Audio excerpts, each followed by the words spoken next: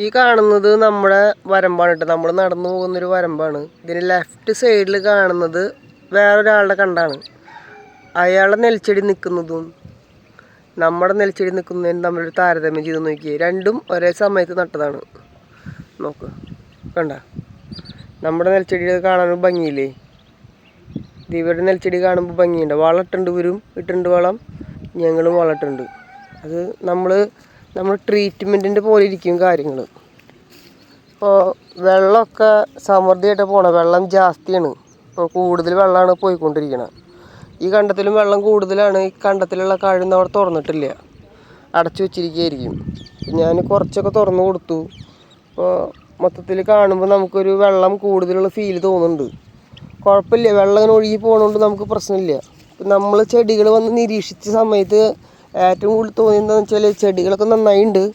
പക്ഷേ കൂട്ടത്തിൽ നോക്കിയാൽ ഓരോ ചെടികളുടെ തുമ്പ് ഭാഗം കരിഞ്ഞിരിക്കുന്നത് കണ്ട, ഒരു വെള്ള കളറിൽ ഇത് കണ്ട, തുമ്പ് ഭാഗം വെള്ള കളറിൽ.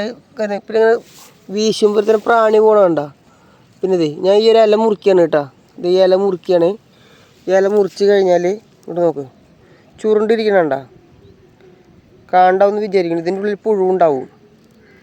അപ്പോൾ നമുക്ക് അടുത്തൊരു പുഴുക്കേടിനുള്ള മരുന്ന് അടിക്കേണ്ടതായിട്ട് വരും. ശരിക്കും പറഞ്ഞാൽ 10-30 ദിവസം വരെ പുഴുക്കേടിന് ഇലയുടെ മുകളിൽ സ്പ്രേ ചെയ്യരുതെന്നാണ് ഒരു വിധം ആൾക്കാർ പറയണത്. എന്ന് വെച്ച് കഴിഞ്ഞാൽ മിത്ര കീടങ്ങളും കൂടി ചത്തു പോകുമെന്നാണ് പറയണത്. പക്ഷെ നമ്മളത് നോക്കി നിന്ന് കഴിഞ്ഞാൽ നമുക്ക് ബുദ്ധിമുട്ടാവും.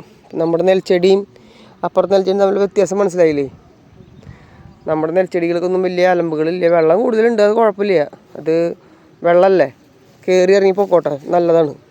ഓക്കെ, അപ്പോൾ നമ്മൾ ദിവസവും വന്നിട്ട് നെൽക്കണ്ടങ്ങൾ നിരീക്ഷിക്കുക, കൃഷി ചെയ്യുന്ന ആൾക്കാരാണെങ്കിൽ.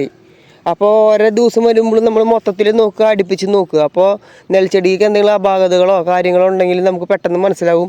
അതിന് വേണ്ടിയിട്ടുള്ള മുൻകരുതൽ എടുക്കാൻ പറ്റും. ഓക്കെ, ശരി.